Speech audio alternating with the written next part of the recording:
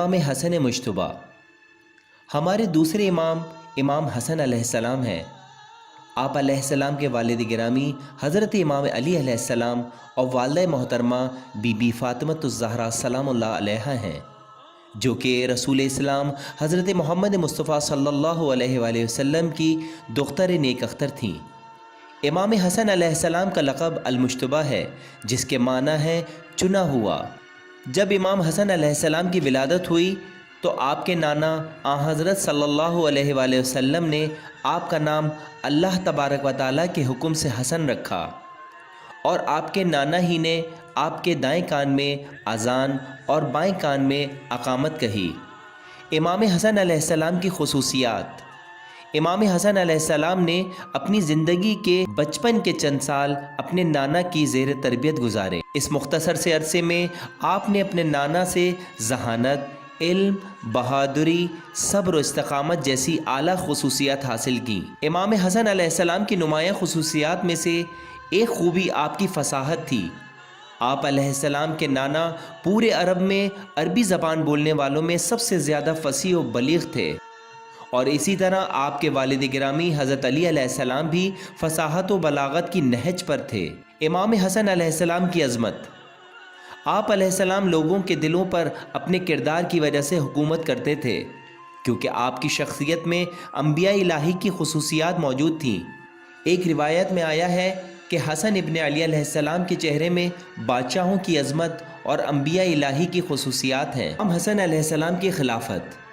21 رمضان المبارک کو امام علی علیہ السلام کی شہادت کے بعد امام حسن مجتبی کا دور خلافت شروع ہوا، اور تمام مسلمانوں نے آپ کی بیعت کر لی۔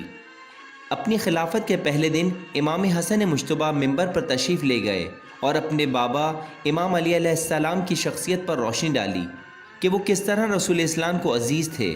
پھر آپ علیہ السلام نے لوگوں سے اپنا تعارف کرایا اور انہیں اسلام کی نظر میں اپنا مقام بتایا۔ حضرت سے اپنی نسبت یاد دلاتے ہوئے انہیں بتایا کہ کس طرح اللہ تبارک و تعالیٰ نے اہل بیت علیہم السلام کو دین اسلام کی تبلیغ کے لیے منتخب فرمایا، کیونکہ یہی وہ لوگ ہیں جو در حقیقت قرآن کریم کے اصل معارف سے بخوبی آگاہ ہیں۔ دوسری طرف دمشق میں ابو سفیان کا بیٹا معاویہ مسلمانوں میں شیطانی سازشوں کی وجہ سے حاکم بن بیٹھا۔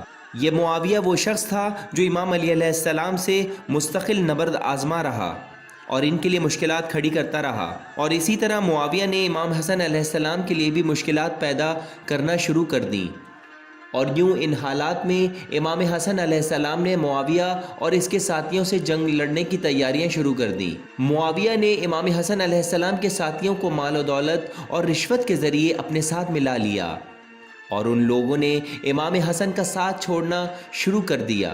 صرف امام علیہ السلام کے سچے شیعہ ان کے ساتھ تھے۔ امام حسن علیہ السلام سمجھ گئے تھے کہ وہ ان لوگوں پر بھروسہ نہیں کر سکتے سوائے اپنے سچے شیعوں کے، مگر وہ تعداد میں بہت کم تھے، جبکہ معاویہ رشوت اور مال و دولت کے ذریعے اور شیعوں کو قتل کر کے امام حسن علیہ السلام سے مطالبہ کر رہا تھا کہ وہ ایک صلح نامے پر دستخط کر دیں اور اس طرح ان کی حکومت کو تسلیم کر لیں۔ امام حسن علیہ السلام جانتے تھے کہ معاویہ ایک مکار شخص ہے، وہ صلح نامے کو فراموش کر دے گا اور اس پر عمل نہیں کرے گا، مگر آپ چاہتے تھے کہ لوگ یہ سب خود دیکھیں اور سمجھیں اور فیصلہ کریں کہ کون حق پر ہے اور کون باطل پر۔ اگرچہ کہ آپ جانتے تھے کہ آپ حق پر ہیں، لیکن آپ علیہ السلام نے لوگوں کو اپنا ساتھ دینے کے لیے مجبور نہیں کیا۔ امام حسن علیہ السلام اور معاویہ ابو سفیان کے درمیان صلح نامے کی چند شرائط یہ تھیں۔ نمبر 1، معاویہ قرآن و سنت کے مطابق حکومت کرے گا۔ نمبر 2، معاویہ امام حسن علیہ السلام کے شیعوں کو پریشان نہیں کرے گا۔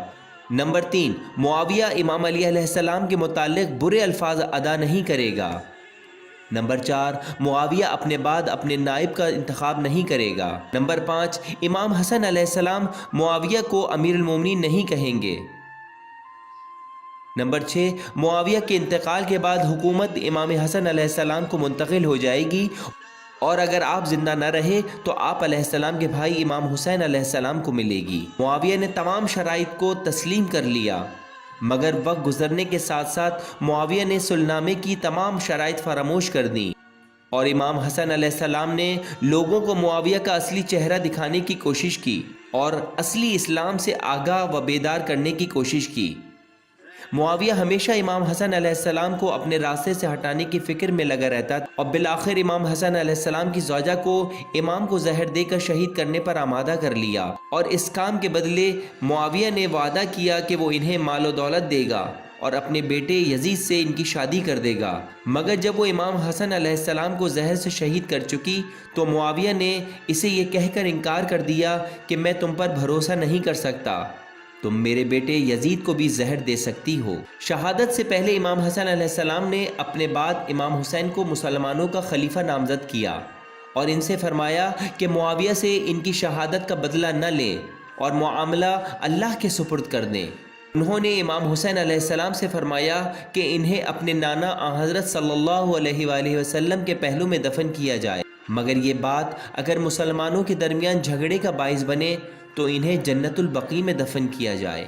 بعد شہادت امام حسن مجتبی علیہ السلام، امام حسین علیہ السلام نے آپ کی تجہیز و تکفین کی اور آپ کے جسد اطہر کو مرقد رسول کے پاس تدفین کے لیے لائے، مگر بنی امیہ غصے میں اٹھ کھڑی ہوئی اور اپنے نانا کے پہلو میں آپ کو دفن نہیں ہونے دیا، کیونکہ امام حسن علیہ السلام کی وصیت کے حکم کی وجہ سے امام حسین علیہ السلام ان سے مقابلہ نہیں کر سکتے تھے، اور انہوں نے امام حسن علیہ السلام کو مدینے میں جنت البقیع میں دفن کر دیا۔